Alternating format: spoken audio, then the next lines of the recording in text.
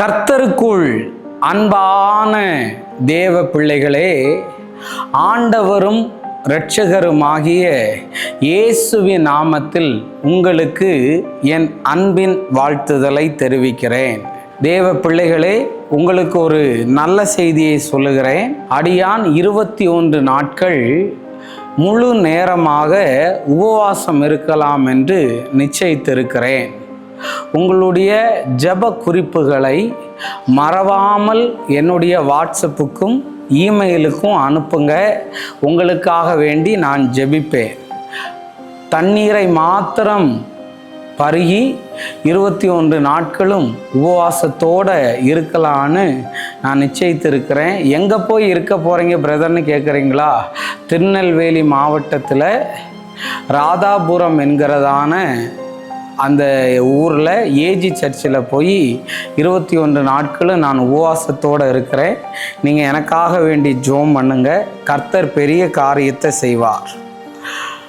மத்தேயு 4வது அதிகாரம் அதனுடைய 2வது வசனத்தை வாசிக்கிறேன்.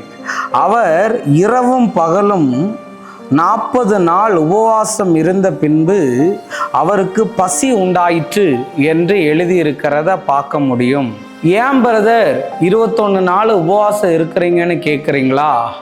இயேசு கிறிஸ்து 40 நாளும் குசியாமலும் குடியாமலும் இருந்தபோது அவருக்கு பசி வரலையா? உபவாசம் இருந்து முடிச்சதுக்கு பிறகுதான் அவருக்கு பசி உண்டாகிருச்சு. அவர் உபவாசம் இருந்துட்டு வந்த உடனே யாரை ஜெயிச்சார் தெரியுமா? பிசாசை அவர் ஜெயித்தார்.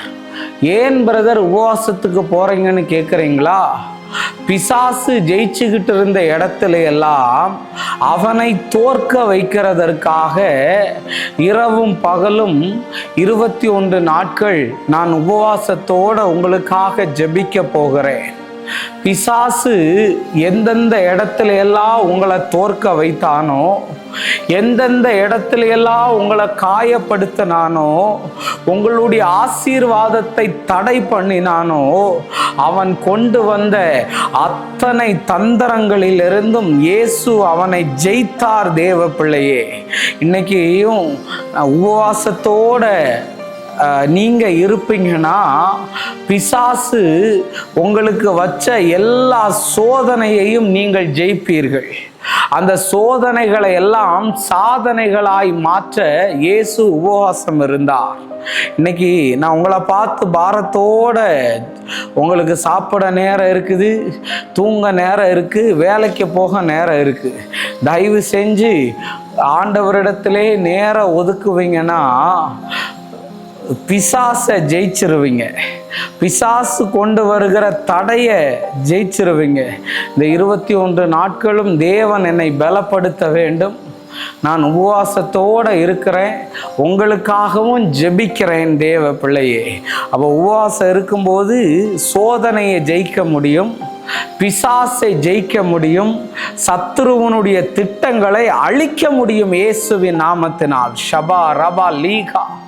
அதனால் கண்டிப்பாக உங்களை நான் ஜூலை மாதம் நடக்கிற 20ஆம் தேதி நடக்கிற அந்த மீட்டிங்கில் வந்து 21 நாள் உபவாசம் இருந்ததுக்கு பிறகு வந்து உங்களை கண்டு சந்தித்து உங்களை ஆசீர்வதித்து ஜெபம் பண்ணுவேன். கட்டுகள் உடையும். நம்ம ஜெபிப்போமா? அன்பான ஆண்டவரே, இந்த நேரத்துக்காக நன்றி. ஆண்டவரே, இந்த உபவாச ஜெபம் தேவ கிருபையால் ஆரம்பிக்கப்பட்டிருக்கிறது. ஆண்டவரே, இதில் நல்ல முறையாய் ஜெபம் பண்ண கர்த்தர் எங்களுக்கு கிருபைகளை தாரும், தடைகளை எல்லாம் உடையும். இயேசுவின் நாமத்தில் வேண்டுகிறேன் நல்ல பிதாவே. ஆமேன், ஆமேன். God bless you. கர்த்தர் உங்களை ஆசீர்வதிப்பார்.